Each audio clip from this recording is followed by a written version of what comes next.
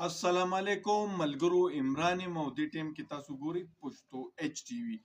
مونږ اکثر له عالمانو نه مفتیانو نه کاریانو نه دا اورېدلي دي چې د رزق ذمه الله خېشتې ده. بېشکه الله خېشتې ده. مونږ مسلمانان یو، زموږ په دې خبره ایمان دی. خو سوال پکې دا پیدا کیږي چې بیا د لوږې نه د دا نه خلک مړه کیږي ولې؟ اوس هم داسې کورونه په دې پاکستان کې شته. زه به تاسو ته دنیا خبره نه کوم، زه به تاسو ته د خپل ملک پاکستان خبره وکم. داسې کورونه پکې شته چې هلته درې ورځو راسي چوله نه بله شوي، درې ورځو راسي روټۍ نه خوړلي او ډېر تنان پکې د لوږې نه مړم شي.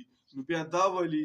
د دې متعلق مفتی منیب شاکر یو ویډیو جاری کړې ده، هغه زه تاسو ته ښیم، تاسو یې وګورئ.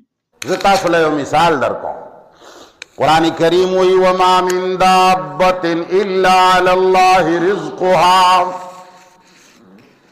اللہ فرمائی وما من دابت نشتا ہی چیو زندہ سرا الا علی اللہ رزقها مگر دا روز ذمہ دار څوک دے. مسلمان چې کله نه پیدا دا خبره به تاسو د کړي ما روزي رسان بل ذات ته ما د رزق ذمہ داری خو هغه اغستې ده. وای که نه وای؟ نو چې الله یې ذمہ داري اغستې ده دا د لوږې نه خلک مري ولې؟ مري که نه مري؟ هلکه چې الله فرمایي چې وما من دابة الا علی الله رزقها، د رزق ذمہ وار الله دی. د رزق تقسیم الله اغسته دی. رزق تقسیم د الله لاس کې دی. چاله ډېر او چاله لږ ستا ملا وایي. څوک وایي؟ ملا ته ووایه چې مولي صاحب د رزق ذمہ دار زومه لاندې خلک مړه شي، دا خبره خو سمجھ کې راځي. د رزق ذمہ دار افسر دی او خلک لاندې د لوږې مړه شي، خبره سمجھ کې. پلار د رزق ذمہ دار دی، بچي ته مړه شي امکان لري چې یو بچي سره یې مینه ني، انصاف ور سره ونه کی، هغه د لوږې مړ شي. الله خو عادل دی، رحمان دی، رحیم دی، کریم دی.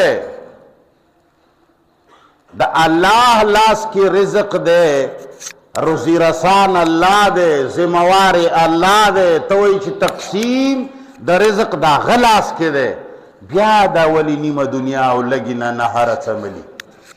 تا ته پته شته سروې دې پړاو کړې ده د څومره دنیا چې ده په دې کې نیمې نه څه کمه دنیا د شپې نهره اوده کېږي. دومره لوږې دي په دنیا خلکو باندې.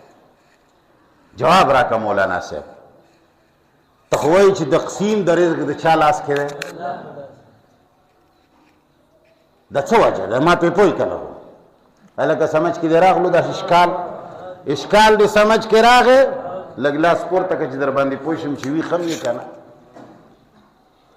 ښه پوه شه، رزق ذمہوار الله دی. الله وایي وما من دابة فی الارض الا علی الله رزقها.